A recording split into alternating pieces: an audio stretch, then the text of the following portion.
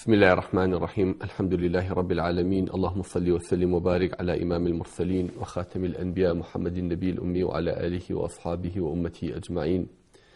اللهم يا رب اشرح لي صدري ويسر لي أمري واحلل عقدة من لساني يفقه قولي، اللهم آمين. صاوي خواتان لبي خوشخان براني برز إن شاء الله بفشواني خواهي قولي لما القيشة بردوام بين لسرباسي خير وباداشتي ئەو ذیکر و وردانەی کە پێغەمبەری خوا صلی الله علیه وسلم بۆ ئومەتەکەی بەجێهێشتۆ هانی داون کەوا لەسەری بەردەوام بن و فەرموویەتی کەوا گوناحەکانتان بەوە هەڵئەوەرێت، بەوە لە خوای پەروەردگار نزیک ئەبنەوە، بەوەش پلەتان بەرزە بێتەوە. یەکێ لەو فەرمودانەی کەوا ئافرەتێکی گەڕێتەوە لە هاوڵانی پێغەمبەر صلی الله علیه وسلم بە ناوی سەلمای بەنی ئەبی ڕافعەوە، دەڵێت وتم ئەی پێغەمبەری خوا صلی الله علیه وسلم ئەخبرنی بکەلیمات ولا تکثر عەلەیە. ئەڵێ وتم پێم وت ئەی پێغەمبەری خوا صلی الله علیه وسلم چەند وشەیەکم فێرکە لە عیبادەت لە ذیکر، بەڵام زۆرم لەسەر قورس مەکە، چەند وشەیەکی ئاسارە فێرکە بە من بکرێ، ئافرەتێکی بێتوانە و لە عومرا و لە خوێنەوار و چەند وشەیەکی بەسیطم فێرکە جێم بۆ بگرێت و زۆرشم لەسەر قورس مەکە. فقال قولي الله أكبر 10 مرات يقول الله هذا لي. پێغەمبەر صلی الله علیه وسلم پێی وتی دەجا بڵێ الله أكبر، خوای گەورە جواب بدەیەوە ئەڵێ ئەمە بۆ منە، ئەمە وەصفی منە، أما استعيش منه. وقولي سبحان الله 10 مرات يقول الله هذا لي. دجاج بلا سبحان الله خواهي قول أما يعني بو منه. وقولي اللهم اغفر لي باشان بلا أي پروردگار أي خداوندي من ليم خوش با يقول قد فعل دل دوا كردم أو ليو خوش بوم. يعني دجار الله أكبر دجار سبحان الله بقول دا بلا اللهم اغفر لي خوالي أولا قناح كان خوش بوم. فتقولين 10 مرات ويقول قد فعل دجا بلا اللهم اغفر لي بدوايا خواهي قول جل أولا خوش بوم. يعني ئەدەبی دوعاکردنمان فێرەکە پێغەمبەری خوا صلی الله علیه وسلم لە پێشە چەند جارێ ذکری خوا بکرێت. ئەوەتا بەم ئافرەتە فەرمێت حەدیثەکەش صحیح لغەیریه، ئیمامی طەبەرانی گێڕاوێتەوە و حەدیثەکە صحیح لغەیریه معتەبەرە و کاری پێ ئەکرێت. کاتێکە بە پێغەمبەر ئەڵێ ئەی ڕەسوول الله ئەی پێغەمبەری خوا صلی الله علیه وسلم شتێکم فێرکە جێم بۆ بگرێ و با قورفیش نەبێ، ئەڵێ دەجا بڵێ الله ئەکبەر، خوای گەورە جواب بدەیەوە، ئەڵێ مە وەصفی منی کرد، ئەمە بۆ من بوو. دجا بڵێ سبحان الله خوای گەورە ئەڵێ ئەمە بۆ من بوو هذا لي. دوایەوە دجا بڵێ اللهم اغفر لي ئەی خواوەندی من لێم خۆش بە، ئەی پەروەردگارم لێم خۆش بە، خۆش ئەڵێ ئەوە لێو خۆش بوو. بە دوای ئەوە چۆن جوابی ئەوەی دایتەوە جوابی دوعاکەشت ئەیاتەوە، کەواتە دەرگایەک دەروازەیەک بۆ دوعا قبول بوونەوەی لە پێشەوەی حەمد و سەنای خوا بکرێ، ستایشی خوا بکرێ، ذکری خوا بکرێ، اینجا دوعا بکرێ بۆی خوای تبارەک و تەعالی لێمان وەربگرێ. لە فەرمودەیەکیە کە ئەبوو هورەیرە ڕەضا و ڕەحمەتی خوای لێ بێ گەڕێتەوە دەڵێ پێغەمبەری خوا صلی الله علیه وسلم فەرموویەتی خذوا جنتکم،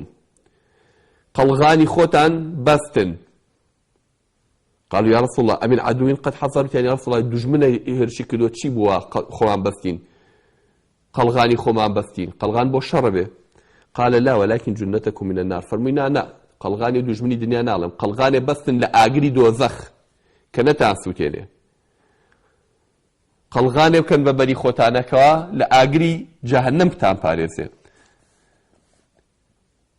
قولوا في فرموتي بلين قلغانك تشيا قولوا سبحان الله والحمد لله ولا إله إلا الله والله أكبر فإنهن يأتين يوم القيامة مجنبات ومعقبات.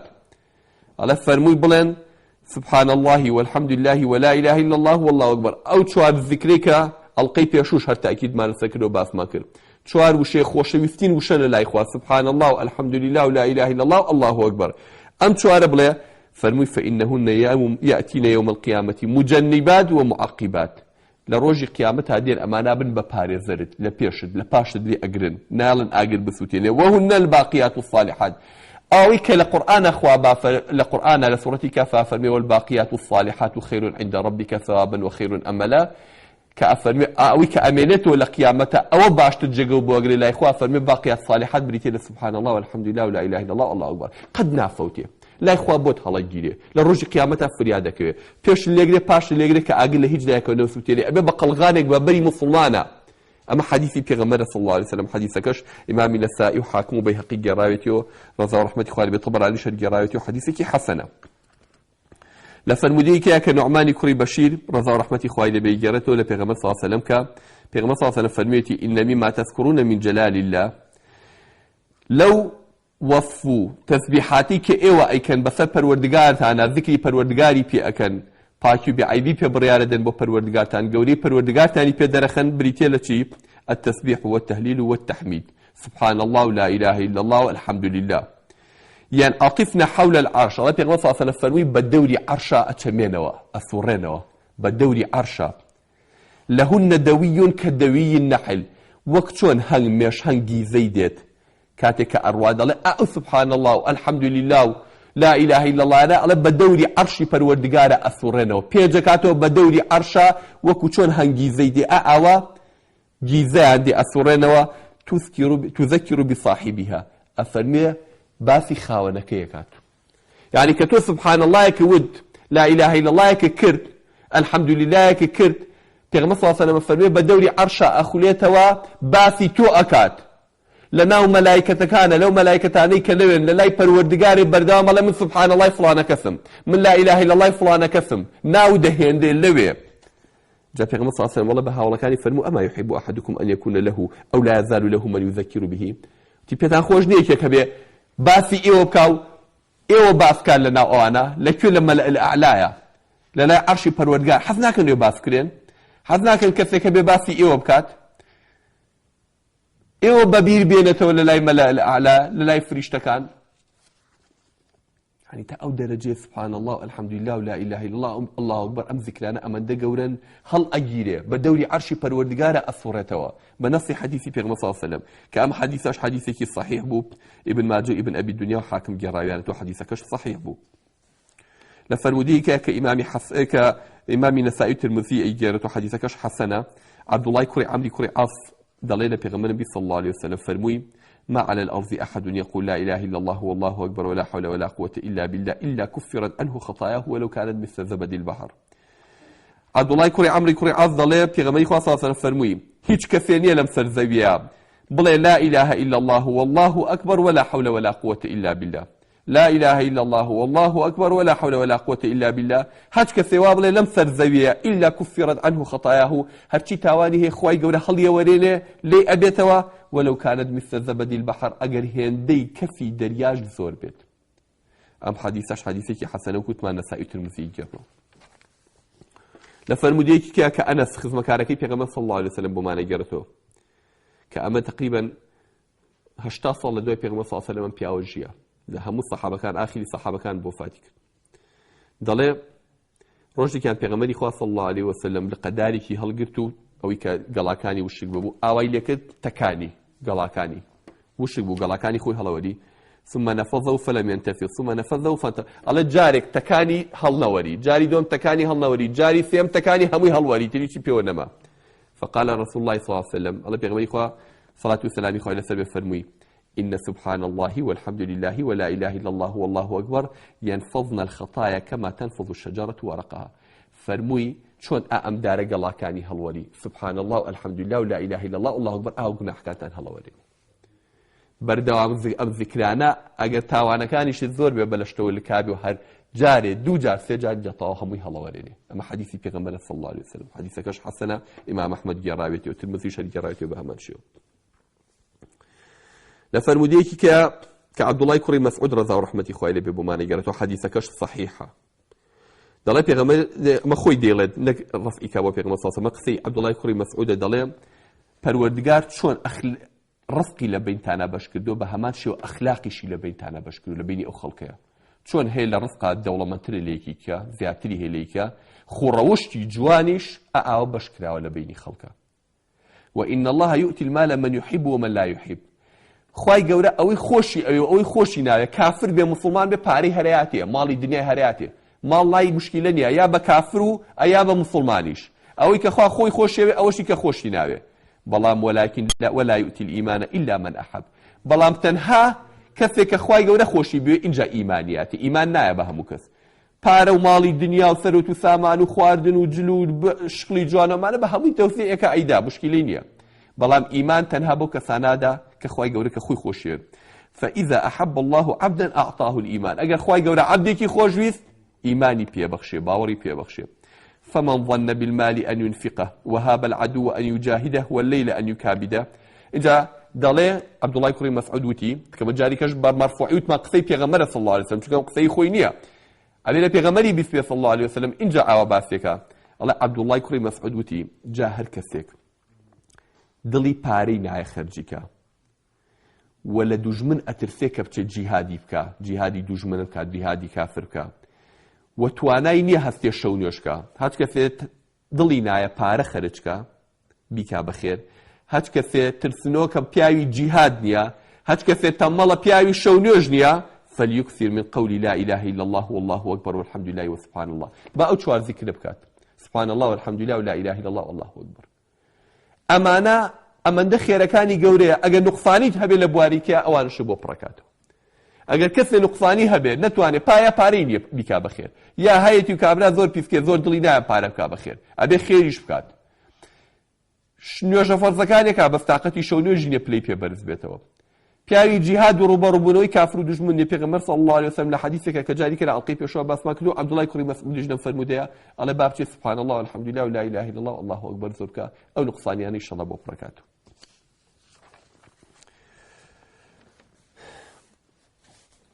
ئەنەسی کوڕی مالک ڕضا ڕەحمەتی خوای لێبێ لە پێغەمبەر صلی الله علیه وسلم بۆمانە گەڕێتەوە دەڵێ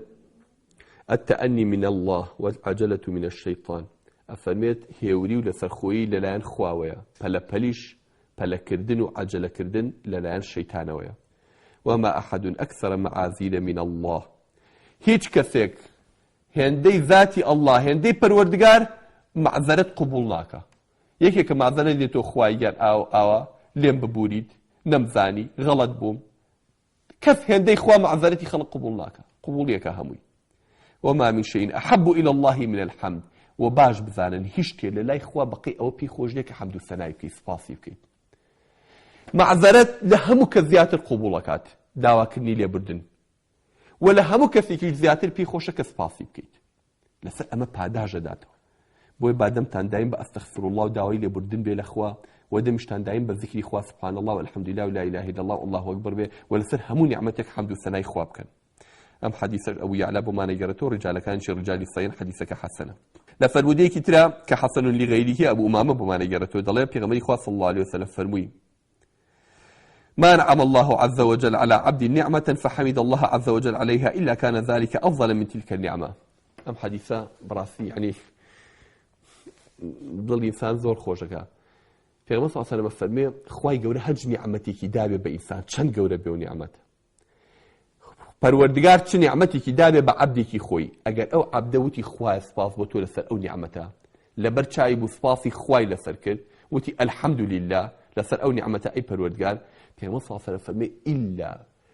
ئەو ئەلحەمدولله بووی باشتر بۆ لە نیعمەتەکە، زیاتر جێگەی بۆ گرتووە لە نیعمەتەکە.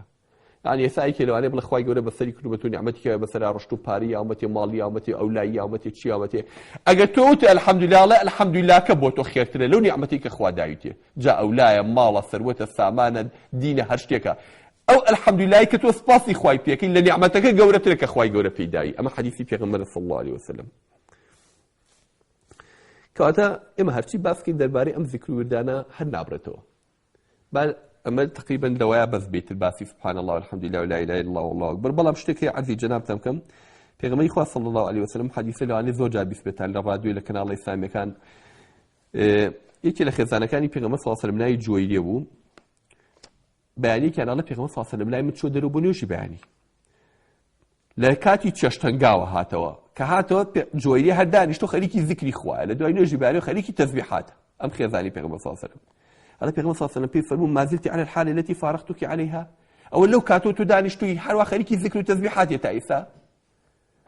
قالت نعم وتي بالله أي بيغمبر صلى الله عليه وسلم لو كاتو دانشتم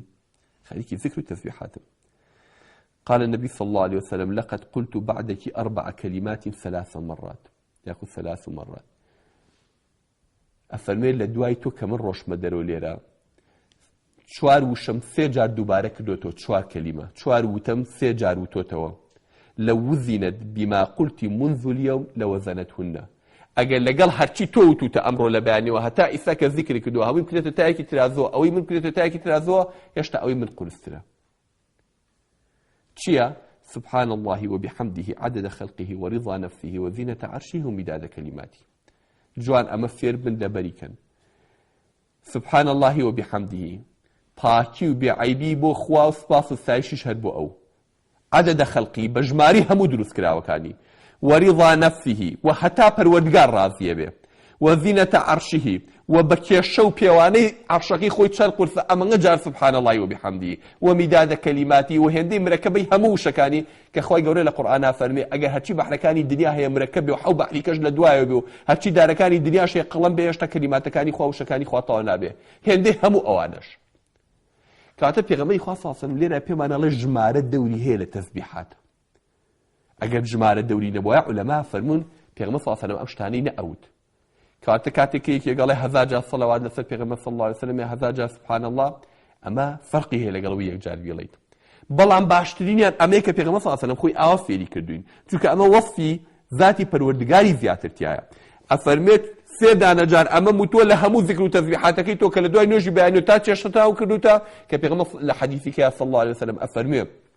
هەچ کەسێک لە دوای نوێژی بەیانیەوە لە شوێنی نوێژەکەیە دانیشێ قسەی دنیایی نەکە خەریکی تەسبیحات و ذکری خوا بێ هەتاکو کاتی چێشتەنگاویش هەستێ دوور کە عەد نوێژی زوحا بکە سونەتی زوحا بکە خێری حەج و عەمرەیەکی تامە سێ جار پێغەمبەر صلی الله علیه و سلم فەرمێ خێری حەج و عەمرەیەکی تەواوی هەیە هەچ کەس نوێژی بەیانی لە دوای نوێژی بەیانیەوە دانیشێت قسەی دنیایی نەکات خەریکی ذکر و تەسبیحات بێت هەتاکو کاتێ بێ بە چێشتەنگاو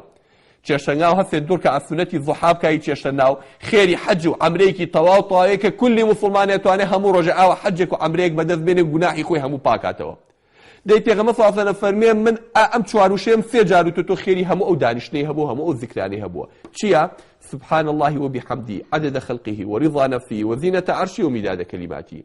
لبري كان خوش كان بران سبحان الله وبحمده عدد خلقه ورضا نفسه وزينة عرشه ومداد كلماته باكي بعيبي بو خواص باص السايش بو او بجماري همو دروس كراوكاني حتى خواي قورا خوي راضي أبد بكيشاني عرشي خوا وزني عرشي خوا وهندي مركبي همو شكاني اما چوار جار سێ جار دووبارەی کە تۆ پێغەمبەر صلی الله علیه و سلم فەرمێ لە هەموو ئەو ذیکرانە خێری زیاتر بۆ کە تۆ کردوتە بە خێزانەکەی خۆشیاڵێ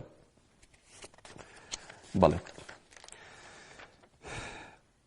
حەزەکەم تۆزێ باسی فەضلی لا حول ولا قوة إلا بالله شتان بۆ کەم کە ئەمەش پێغەمبەر صلی الله عليه وسلم زۆر تاکیدی لەسەر کردوتەوە دایم لەگەڵ سبحان الله والحمد لله ولا إله إلا الله والله أكبر هاوڵەکانی فێر کردووە لا حول ولا قوة إلا بالله شی لەگەڵا بڵێن لفرموديكي صحيحة كأبو موسى رضا رحمتي خوالي ببومانا جارتو دلت يغمى صلى الله عليه وسلم فرميتي قل لا حول ولا قوة إلا بالله بلا لا حول ولا قوة إلا بالله فإنها كنز من كنوز الجنة شنك كنزك لكنز كاني باجد كنزك لكنز كاني بهج لا حول ولا قوة إلا بالله جات شون كنزك بخواتانا چي تباج نازاني ده خوي قولي بك بنسيما بس في غمى صلى الله عليه وسلم بفير معناك الله لا حول ولا قوة إلا بالله كنزك لكنز كاني معناها كيتشيا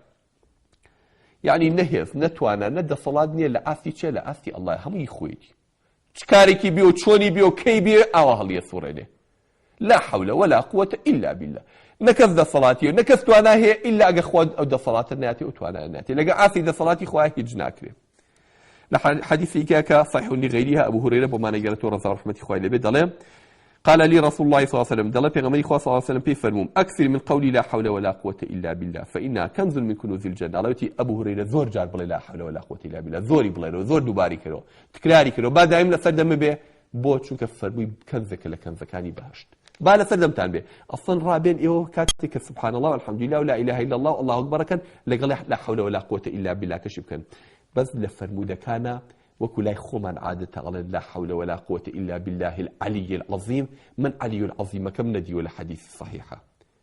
أجريكي كيش بيني بيتي حظكم أجدا ما كتب بس من هل لا حول ولا قوة إلا بالله مديوة هل أمن دم ديوة نج أو صفتي العلي العظيم كخواي قوله هي صفتي علي العظيم مش لقلايا بلا من زياتر هل بلا حول ولا قوة إلا بالله لفرمود كاني بيغمبر صلى الله عليه وسلم ديوما لفرموديكي كإمام حاكم جراويتيوا حديثكش صحيحة دلائل پیغمبري خوا صلى الله عليه وسلم فرميتي ألا أعلمك أو ألا أدلك على كلمة من تحت العرش من كنز الجنة أبو هريرة عليه روايتك واتوا عليه پیغمبر صلى الله عليه وسلم بي فرموم حزكي وشيك فيركم كلميك فيركم قصيك فيركم كنزك لكنزكاني بهجد ولا جر عرشايا تقول لا حول ولا قوة إلا بالله بل لا حول ولا قوة إلا بالله فيقول الله خواي قوله خوي جواب داته دل أسلم عبدي واستسلم الله حج كذبتي لا حول ولا قوة إلا بالله پروردگار خوي جوابي أو كثاته الله عبدكم تسليم بو طوا خوي تشكر تسليم بمن بو يعني خوا ئەمەندەی پێخۆشە تۆ ئاوا تەسلیم بەخوابی چۆن کایەکێک پێی کەسێک بێت تەسلیم بڵێ من هەموو کارم خستۆتە دەستی تۆ پێت خۆشە پەروەردگار تەشبینە بێ وەلیلله المەثل الأعلى کە عەبدێک گەڵێ لا حول ولا قوة إلا بالله یەکسەر خۆی جوابێت وڵا ئەسلەم عەبدی وەستەسلەم ئەو عەبدە موسڵمان بوو تەسلیم بوو بەکاری من وتی خوایە هەموو کارم ماوەتە دەستۆ چکە ئەو معنای لا حول ولا قوة إلا بالله یعنی پەروەردگار هیچم بۆ ناکرێ ئەگەر تۆ هێزم نەیتێ ئەگەر تۆ دەسەڵاتم نەیتێ ئەگەر هێزی تۆ نەبێ و قووەتی تۆ نەبێ من هەموو بێدەسەڵاتێک بێدەسەڵات و هیچم بۆ ناکرێ هیچ کارێکم بۆ ئەنجام نادرێ فرمودەی کە ئیمامی طەبەرانی ئیمام ئەحمەد گێڕایەتەوە ڕەزا و ڕەحمەتی خوای لێبێ حەدیثەکەش صحیح لغەیریه لە معاذی کوڕی جەبەلەوە ڕەزا و ڕەحمەتی خوای لێبێ دەڵێ پێغەمبەری خوا صلی الله عليه وسلم پێی گوتم بە معاذی کوڕی جەبەل معاذی کوڕی جەبەل دەڵێ ئەلا ئەدلوکە عەلا باب من ئەبواب الجەنە دەرگایەکی پێ بڵێم لە دەرگاکانی بەهەشت ئەی معاذ دەرگایەک لە دەرگاکانی بەهەشت قالەوە ما هو ئەڵێ وتی ئەی پێغەمبەری خوا صلی الله عليه وسلم چییە قال لا حول ولا قوة إلا بالله دەرگایەکە لە دەرگاکانی بەهەشت لە ڕوایەتی کە ئەلا ئەدلوکە عەلا کەنزی من کونوز الجەنە کەنزێک لە کەنزەکانی باش پیشاندەم جا دەرگای بەهەشت بێ و کەنزی بەهەشت بێ بە هەردوو ڕوایەتەکە هاتووە هەمووشی صحیحە قەیسی کوڕی سعدی کوڕی عوبادە ڕەزا و ڕەحمەتی خوای لێبێ دەڵێ باوکم بردمی بۆ لای پێغەمبەری خوا صلی الله عليه وسلم تا خزمەتی پێغەمبەر صلی الله عليه وسلم وتی بڕۆ خەڵکی خزمەتی پێغەمبەر صلی الله عليه وسلم قال فأتى علي نبي الله صلى الله عليه وسلم وقد صليت ركعتين على پیغمبر صلی الله علیه و سلم ڕۆژی کان هەبوو بەلام دوور کە نوێژم کردبوو فضربني برجلي ئەڵێ بە قاچ ئاوا پیاتی شاموتی حەزەکەی دەرگایەک لە دەرگاکانی باشتە پێ بڵێم نوێژەکەی حەزت لە باشتە دەرگایەکی پێ بڵێم لە دەرگاکانی بەهەشت قلت بەلا وتم ئەرە وەڵڵی پێغەمبەری خوا صلی الله علیه و سلم چیە دەرگای بەهەشت قال لا حول ولا قوة إلا بالله فرمي لا حول ولا قوة إلا بالله دەرگایەکە لە دەرگاکانی بەهەشت ئەو حەدیثەش صحیحە وەکوتمان ئیمامی حاکم گێڕایەتەوە لەسەر شەرطی بوخاری مسلم کاتە فرمودەکانی پێغەمبەر صلی الله عليه وسلم زۆرن لەسەر فەزی لا حول ولا قوة إلا بالله بەس با ئەوەندە بەس بێ ئینشاء الله سەبارەت بە هەنگی ئەسکارمان باس کرد کە لە نوێژی بەیانی و نوێژی دوای نوێژی بەیانی دوای نوێژی مەغریب بکرێت بە تایبەتی ئەو کاتە باسی سوورەتەکانمان کرد کە وتمان دوو ئاەتەکەی ئەخیری سوورەتی بەقەرا قل والله أحد و قل أعوذ برب الفلق و قل أعوذ برب الناس بەیانیان سێ جار و ئێواران سێ جار بخوێنێ لە دوای هەموو نوێژێک و جارێ بخوێنێ ئاەت الکورسی بە هەمان شێوە بەیانیان و ئێواران و لە کاتی خەوتن و لەسەر جێگایەوە ئەم ذیکرانەوە هیچ بەڵام با بین هەنگێ باسی ئەمانەشکەین کە پێغەمبەری خوا صلی الله عليه وسلم ئەفەرمێت من قال لا إله إلا الله وحده لا شريك له له الملك وله الحمد وهو على كل شيء قدير في يوم 100 مرة هكذا لروجك صجع لا إله إلا الله وحده لا شريك له له الملك وله الحمد وهو على كل شيء قدير كلا ألقى كان كيا باس ماكر بعد أم جاريان الله لروجك هكذا صجع روابلت كانت له عدل 10 رقاب وكوايا دقر دني كريبه وآزادي كريبه يعني كعبد عبدي كريبه ودع عبدي كريبه وآزادي كريبه وكتب له 100 حسنة صد خيري بونسه ومحيد عنه 100 سيئة صد جناحي لي أسريتوا أمشيان لهر همي مهمتك خلق زور داومان لك شون للشيطان ولسحر ببارزه وكانت له حفظا من الشيطان يوم ذلك حتى يمسي أو رجع أبي ببارزري أو كسل الشيطان حتى إيوارش بك حتى بياني بارزراو بي للشيطان مسلمانان هج كسي أي بارزراو بي للسحر لتشاو نفوس لە جادو لە هەشتێک کە خراپێ لە کەسانی فاڵچی و خراپەکار لە شەڕی شەیتان با بەیانیان لە دوای نوێژی بەیانیەوە سەد دانەجا بڵێ لا إله إلا الله وحده لا شريك له له الملك وله الحمد وهو على كل شيء قدير ئێوارەش سەد جاری بڵێ پێغەمبەر صلی الله عليه وسلم فەرمێ خوای گەورە ئەو ڕۆژە ئیپارێزێت تا ئێوارەش کردی ئیپارێزێ هەتاکو بەیانی ولم يأتي أحد بأفضل مما جاء به إلا أحد عمل أكثر من ذلك كفي شتيك ناكا لو باشتر بي مقريك لو زياتري وتبه للرواياتي كي أفرميت هات كثير دو صجار أما بلا لا إله إلا الله وحده لا شريك له له الملك وله الحمد وهو على كل شيء قدير الله هات كذا رجع كادو صجار بيله لم يسبق أحد كان قبله ولم يدرك أحد بعده نكث بيشتر بيجاته ولو أني بيشتر بيجيشته نلا دواشو كثير جيب بو بجاته من خيرك زورا إلا من عمل بأفضل من عمله ما قريك له زيادة كردبه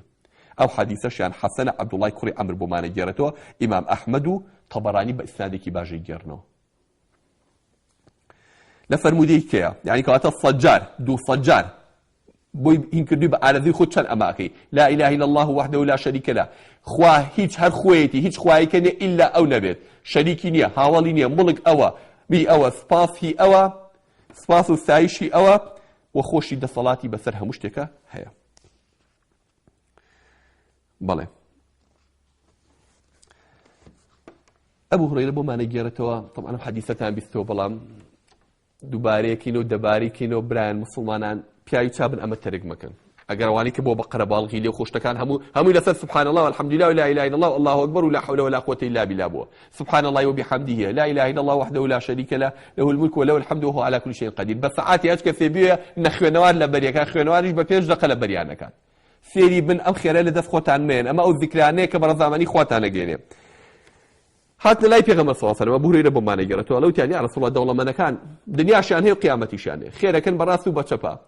نێوکو ئێمە نوێژەکەن وەکو ئێمە بەڕۆژە بن وەکو ئێمە قورئان خوێن بەڵام کاکەوان پارەیان هەیە مزگەوتی پێکا خەستەخانەی پێکا مەکتەبی پێکا یارمەتی فەقیر و هەژاری پێدا دەستگیرۆی ئەم و ئەوی پێکا دەی ئێمە پیان ناگەینەوە چی بکەین پێغەمبەری خوا صلی الله علیه و سلم پێی فەرموون ئەفەلا ئوعەلمکم شەیئا حەزەکەن شتێکتان فێر بکەم تدریکون به من سبقکم بەوانە بگەنەوە کە لە پێش ئێوەیان پێشی داونێک کێ پێش ئەوەی داوەتەوە ئێوە پیانەگەنەوە ئەگەر ئەمە بکەن پیانەگەنەوە وتسبقون به من بعدكم کێش لە دوای ئێوەی پێتان ناگاتەوە پێش ئەوانیش پێشی ئەوانەی پێش خۆتان و پێشی ئەوانەی دوای خۆشتانە دەنەوە ئەمە پلەتان بەرز بێتەوە لای خوا ولا يكون احد افضل منكم کەسیش لە ئێوە باشتر نابێت الا من صنع مثل ما صنعتم مەگەر یەکی وەکو ئێوە بکە ئەرە وڵاتیان پێیا رسول الله پێما بڵێ چیەوە فرمي تسبحون وتكبرون وتحمدون دبر كل صلاة 33 مرة فرمي لدواي كل نوجك وثيوثي جار سبحان الله والحمد لله الله أكبر كن سبحان الله الحمد لله الله أكبر كي ثيوثي جار بيكار بپنجه بيجميرا پنجگاني خرابنا ثيوثي جار سبحان الله ثيوثي جار الحمد لله ثيوثي جار الله أكبر كن أول شيء كرد نولوي كرد لك كوتاي الصيكاي علي شي علي لا إله إلا الله وحده لا شريك له له الملك وله الحمد وهو على كل شيء قدير أجر أمشي بو نكلا یکی کام که با 34 جار یعنی 33 جار سبحان الله 33 جار الحمد لله 34 جار الله اکبر که بوی کات الصقه بلام سنت که وای کله دوی بلی چی لا اله الا الله وحده لا شريك له له الملك وله الحمد صقه بو کو تای پی بینید دوایله او فقیر و هجرانی که هاتون لای پیغمبر صلی الله علیه و سلم سکالای حالی خویا که پیغمبر امی فکر کردن پاش ماویک هاتو یعنی یا رسول الله دوله من کان جل قسان بیسوتو س اوانی جواکن اوان سبحان الله والحمد لله ولا اله الا الله والله اكبر کوکو ایماکن الله دەیوتی خوای گەورە و فەزلی خۆیەتی یا بە کەسێ لە شتێکایکی لە یەکی زیاترە لەوانێت تۆ لە شتێکە فەقیرەکی تۆ لەوانێت دەرەجەی پێ بەرزتر بێ لای خۆ بەڵام تۆ فەزلی خوای گەورە خۆڕی لەوانیش نەگرتەوە ئەوە بکەن بەڵێ پێغەمبەری خوا صلی الله علیه و سلم لە ڕوايەتی کە ئیمام مسلم بۆمانە گەڕێتەوە دەڵێ هەچ کەسێ لە دوای هەموو نوێژێکەوە 33 جار سبحان الله والحمد لله الله اكبر کە سەری صایەمەکەی بڵێ لا اله الا الله وحده لا شريك له له الملك وله الحمد وهو على كل شيء قدير پێغەمبەر صلی الله علیه و سلم فەرمێ ئەگەر گوناحی هێندەی کەسی دەریابێ خواری خۆشە بێ لە دوای کولی نوێژێکەوە بیکە پیغمبری خدا صلی الله علیه و سلم لکعبی کوری عجله قبل پیغمبر صلی الله علیه و سلم بمعنی گرفت دلیل معقبات لا يخيب قائلهن و فاعلهن دبر كل صلاه مكتوبه او امانه بکن دوای همون نوجه فرض کو قد پشیمان نابته و خساره من نابه لقیامته 33 جار سبحان الله 33 جار الحمد لله 34 جار الله اکبر بابکات پیغمبری خدا صلی الله علیه و سلم فرمودی که عبد الله کوری عمرو بمعنی گرفت فرمویتی خصلتان لا يحصيهما عبد الا دخل الجنه دو خصلتي هج كذبك اچته بهشتوا هما يسير وهما يسير زور آثارشن ومن يعمل بهما قليل حتى بكي كما يسبح الله أحدكم دبر كل صلاة 10 ويحمد 10 ويكبر 10 فرمولا دعاء كل نوجك فرض دعاء كل نوجك فرض لا نكم دجار سبحان الله دجار الحمد لله دجار الله أكبر كما كاتشن أما كديتن فتلك 150 بلسان بو هل بيج فرضك كات صوب بنجا شو كسي جارك بو بيج فرضك كات صوب بنجا لا إخوة هزار بيان فخير بولوسه تو كل رجع زارو بيان فخير أجا هنتو أني سي سكب كدكبك أما حديثي بيقول صفحة بمشي وهاني صحابية كاك سي سكب وناكريكا 2 دقيقة بيتشي ولا 1 دقيقة بيكا كي كده دبيكا يعني بعد إخوان لبيبي أم خيرانة لكيزنتشي يا بيغمبري خوا صلى الله عليه وسلم هات كثير دوي هات شو نجيكي فرضه من قرأ آيات الكرسي دبر كل صلاة ندوي همون نجيكي فرضه يرجع آيات الكرسي بخيني لم يمنعه من دخول الجنة إلا أن يموت بس مردنا الرجل لبيدي توباشتا بمري أشيتا بهشتوا معاذ كل جبل الرجل كان لخدمة بيغمبر صلى الله عليه وسلم بيغمبر صلى الله عليه وسلم معاذ قسم بخاتم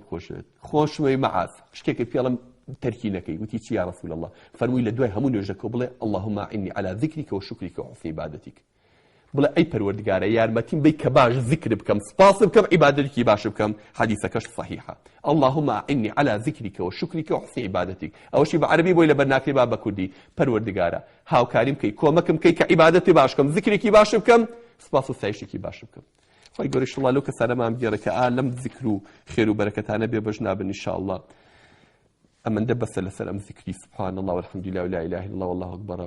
حتى بڵێن فرمودێکی زۆری پێغەمبەری صلی الله علیه و سلم لەسەر فرمودەکانیشی لە هەموو فرمودەکانی کە صحیحترن بوارێکی ئەجگا زۆری تایە بادەمتان دایم بە ذکری خوا بێ کاکە کێ زەرەری کردو عەدێ بۆی بژمێرین بابی کازای زەرەرەکە ئەچیتەوە بەردەمی خوا ڕۆژی قیامەت دەزانی چه خێرێکی کردووە چه پاداشێکی کردووە تۆ چۆن خوا لە خۆ ڕازی کردووە خی گەورە لە هەمووان بووری ئینشاءالله أقول قولي هذا وأستغفر الله لي ولكم وصلى الله على محمد النبي الأمي وعلى آله وصحبه أجمعين والسلام عليكم ورحمة الله وبركاته